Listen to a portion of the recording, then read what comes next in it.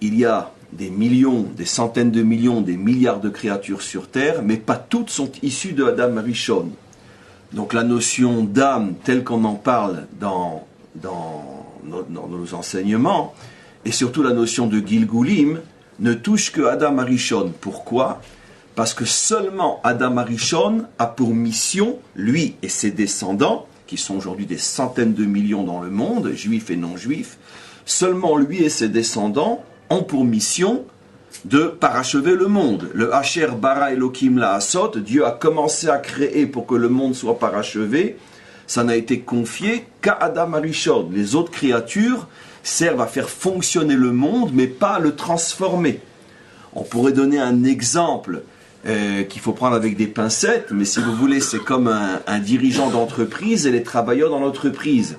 Les travailleurs dans l'entreprise n'ont aucune capacité de penser l'avenir de l'entreprise. Eux, ce qu'ils doivent faire, c'est le travail qu'on leur donne, mais ils n'ont pas l'image globale, ils n'ont pas la vue d'ensemble qui fait qu'ils savent pourquoi ils font ce qu'ils font. Chacun dans son travail, chacun dans sa fonction, dans sa responsabilité, ils s'acquièrent le mieux possible du travail qu'ils ont à faire. Maintenant, il faut le chef d'entreprise ou le patron qui, lui, a une vue globale, il sait exactement où il veut mener son entreprise, où il veut mener son affaire, pourquoi il demande à chacun de ses employés de faire ce qu'ils font.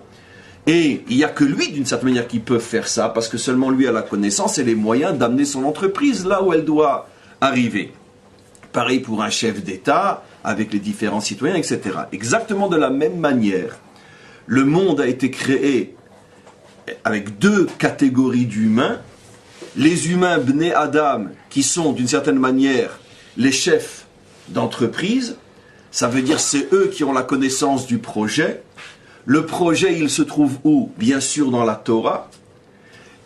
Tout de suite, une question à répondre. Alors, comment peut-il y avoir aussi des Bnei Adam qui ne sont pas juifs puisque eux n'ont pas la Torah ? Réponse aussi évidente que la question.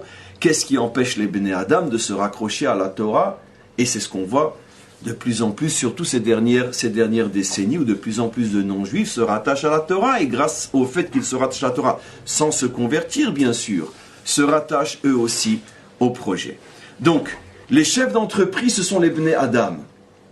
Les autres, qui sont aussi des humains, mais ne sont pas des Bnei Adam, ça veut dire qu'eux ont pour rôle de faire fonctionner la machine au présent.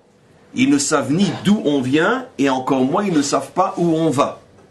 Ça c'est bien sûr dans l'image, on pourrait dire très schématique et très utopique, parce que si les choses n'étaient que comme ça serait très facile, ça fait longtemps que le monde aurait été réparé. Mais le problème c'est que la catastrophe, on la connaît, la majorité des Bnei Adam ne sont même pas au courant du projet, puisqu'ils n'ont pas la Torah. Et ce qui est pire encore, c'est que ceux qui ne sont pas Bnei Adam se réclament être eux les patrons. Ça veut dire que c'est une révolution au sein d'entreprise. Si un simple ouvrier, un simple exécutant s'imagine qu'il va pouvoir prendre l'affaire en main alors qu'il n'a aucune connaissance, aucune compétence, qu'est-ce qu'il va faire ? Il va couler l'affaire. C'est ce qui se passe, c'est pour ça que le monde coule.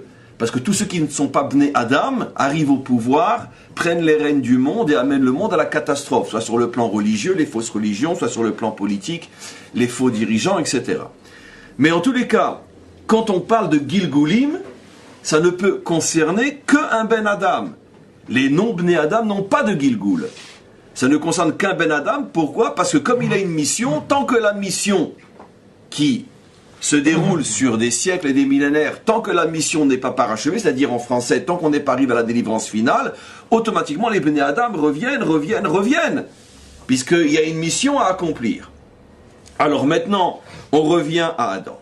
Ve'achin ami gabe Adam arishon. Donc là, encore une fois, il y a 5775 ans, s'est levé dans le monde le premier Bnei Adam, qui avait une structure nishmatique très différente de toutes les créatures qui existaient déjà depuis peut-être des centaines de milliers d'années ou plus. Et tout d'un coup apparaît une créature qui va être dotée d'une structure spirituelle tout à fait différente, qui va faire que le projet peut commencer. La réalisation du projet. Nos maîtres disent dans leur langage à eux que toute la période qui a précédé Adam Arishon s'appelle Olam HaTohu, le monde de la confusion. Ça veut dire que les générations qui ont précédé Adam Arishon, c'était le monde du Tohu, où personne ne savait pourquoi on était sur terre.